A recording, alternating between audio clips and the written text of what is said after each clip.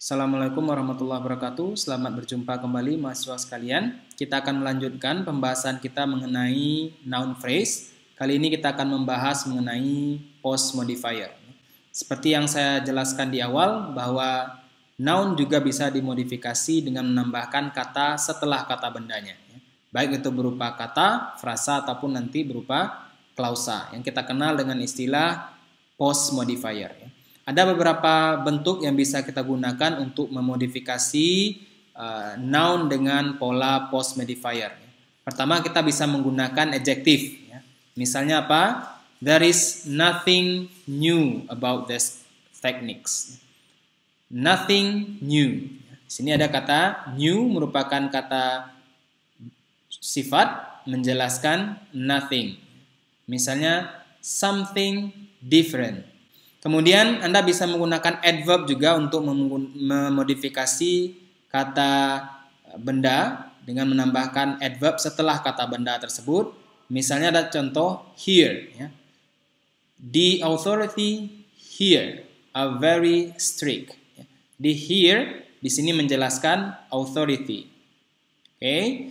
Dan biasa ini bentuk ini tidak terlalu sering Anda temukan, sangat jarang. Begitu juga dengan bentuk yang pertama tadi, dengan adjektif juga jarang.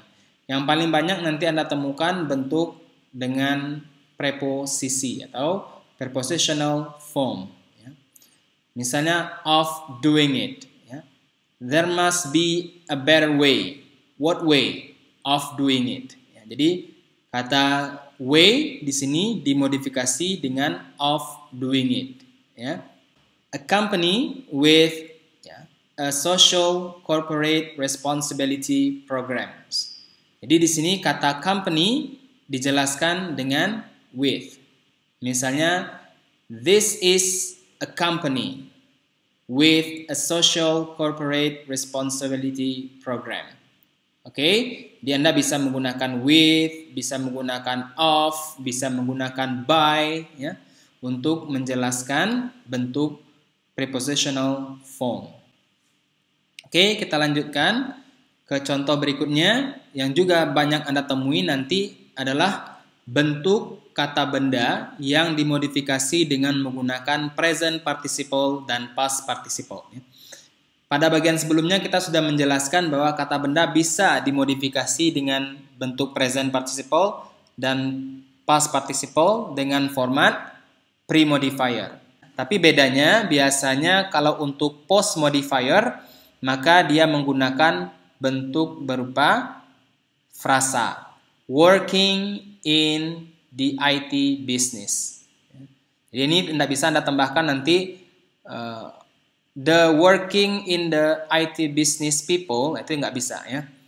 Karena jarang sekali bentuk itu ditemukan. Bentuk pre-modifier dengan menggunakan ing biasanya hanya berupa satu kata saja. Contohnya tadi working people, ini ya. Falling tile. Tapi kalau Anda ingin bentuknya berupa frasa seperti ini, maka harus menggunakan bentuk post modifier. The people working in the IT business are often young. Sini Anda bisa melihat bahwa kata working di sini bukan berfungsi sebagai kata kerja, tapi berfungsi sebagai kata sifat. Karena di sini ada kata are, ada kata are di sini. Kita beri tanda di sini Ini adalah predikatnya. Sedangkan working di sini dia tidak berfungsi sebagai kata kerja, tapi hanya sebagai kata sifat. Bentuk seperti ini nanti akan banyak Anda temui pada soal TOEFL. Biasanya Anda akan dibuat bingung. Kata kerjanya sudah ditampilkan, nanti ini akan dihilangkan. Maka Anda akan ragu apakah di sini sudah ada kata kerjanya atau belum. Begitu juga dengan contoh yang kedua, kita lihat a tile falling from a roof.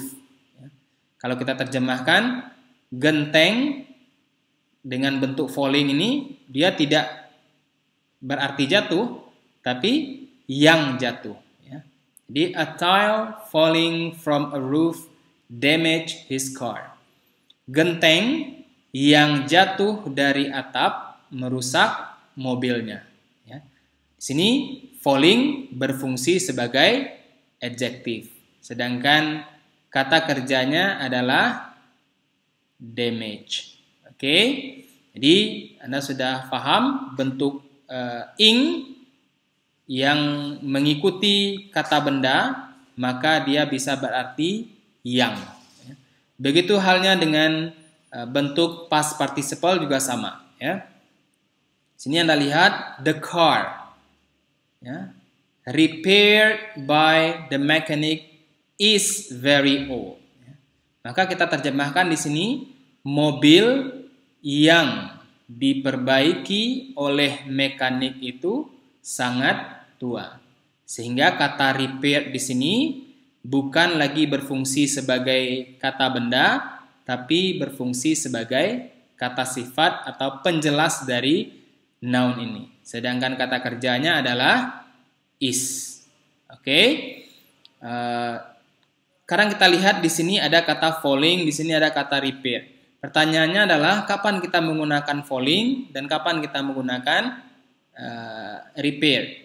Kenapa di sini tidak fallen atau di sini tidak repairing? Ya, ini tentunya kembali ke bentuk asalnya. Ya, kalau subjeknya, kalau ini kata bendanya berupa sesuatu yang berperan sebagai subjek, maka dia menggunakan bentuk ing. Tapi kalau dia berperan sebagai objek dari kata kerja ini, kata bentuk past participle-nya, maka dia menggunakan bentuk ed ya, atau past participle. Kata misalnya kita lihat di sini contohnya kata repair, ya, memperbaiki. Ya. Tapi di sini mobil tidak bisa mobil memperbaiki, pasti dia menjadi objek yang diperbaiki. Maka kita bisa tambahkan di sini bentuk ed, bukan bentuk ing. Ya. Jadi kita buat the car repaired, bukan the car repairing. Oke, ini cukup jelas ya. Beda antara bentuk ing dan bentuk ed. Kemudian bentuk lainnya yang juga sering Anda gunakan untuk memodifikasi sebuah kata benda dengan menggunakan bentuk post modifier adalah menggunakan bentuk to infinitive.